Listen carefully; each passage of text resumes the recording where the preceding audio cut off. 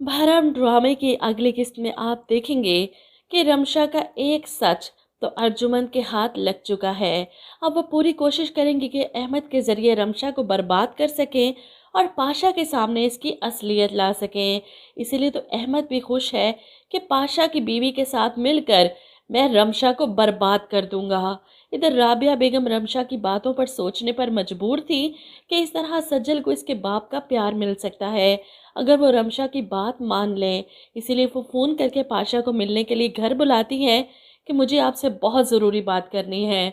अब पाशा घर आते हैं, राबिया बेगम हिचकिचा रही हैं, जिस पर पाशा इनसे कहते हैं कि आपने जो बात करनी है, जो भी कहना है, बिला झिझक कह दीजिए।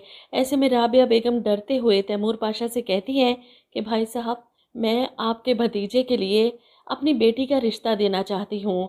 अब यह सुनकर तैमूर एकदम से हैरान होते हैं, लेकिन जिस तरह राबिया बेगम ने अपनी बेटी की बात की है, यहाँ पर इन्हें गलत फहमी होगी कि वो सज्जल की बात कर रही हैं, क्योंकि राबिया बेगम ने रमशा का नाम ही नहीं लिया।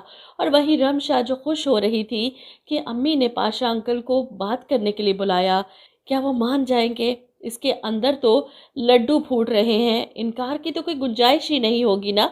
वो ज़रूर मानेंगे और मुझे लगता है कि तैमूर पाशा को गलत फहमी हो जाएगी कि राबिया बेगम सज्जल की बात कर रही हैं, सज्जल और सलार की शादी की।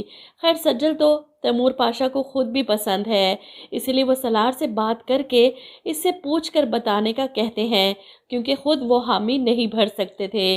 इधर अलीज़े और ताबिश की शादी के फंक्शन होने वाले हैं और सलार अभी भी नहीं जानता कि सज्जल और रमशा की रिश्तेदारी है और ताबिश इसके मामू का बेटा। इसलिए जब ऑफिस में रमशा एक हफ्ते की छुट्टी की बात करती है कि मेरे भाई की शादी और मुझे छुट्टी चाहिए, तो सलार यहाँ भी अपनी हरकतों से पास नहीं आता। बड़े ही दिलफरेब अंदाज में सज्जल से कहता है, और इस एक हफ्ते में मैं क्या करूँगा? मुझे आपको रोज़ देखने की आदत हो गई है, मैं कैसे रहूँगा? इसकी बात सुनकर सज्जल घबरा जाती है। अगर पहले वाला सलार पाशा होता तो यहाँ पर सज्जल इसका दिमाग दुरुस्त कर देती, लेकिन अब सलार पाशा के अंदाज और इसकी बातें सज्जल को डिस्टर्ब कर रही हैं। ऐसे में इन दोनों के दरमियान इस शर्त पर यह मामला तय पाता है कि इस एक हफ्ते में आप मुझसे रोज़ फ़ोन पर बात करेंगी, फिर ही आपको छुट्टी दूंगा मैं। सज्जल तो शर्मा जाती है सलार पाशा की शर्त सुनकर, लेकिन सच में इन दोनों की बातें शुरू हो जाती हैं फ़ोन पर। और सज्जल हैरान के सलार, आप वाकई बहुत बदल गए हैं, मुझे तो यकीन नहीं आता कि आप वही सलार हैं।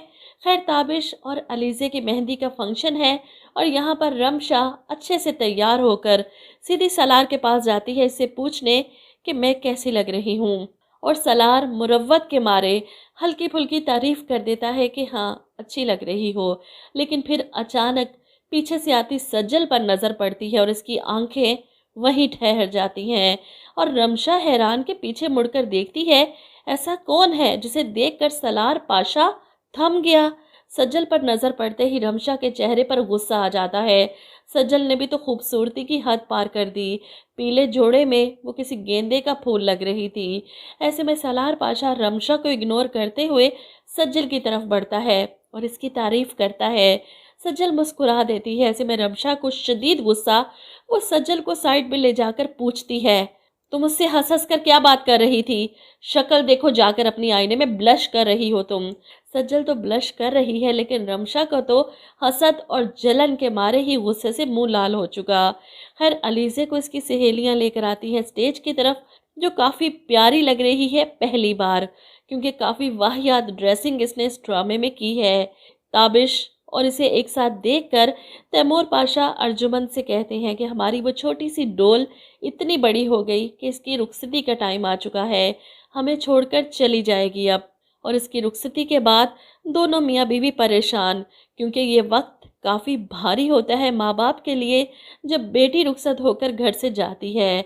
अब अलीज़े की शादी के बाद तैमूर पाशा सलार से बात करेंगे राबिया बेगम की ख्वाहिश की कि वो अपनी बेटी के लिए तुम्हारा पूछ रही थी।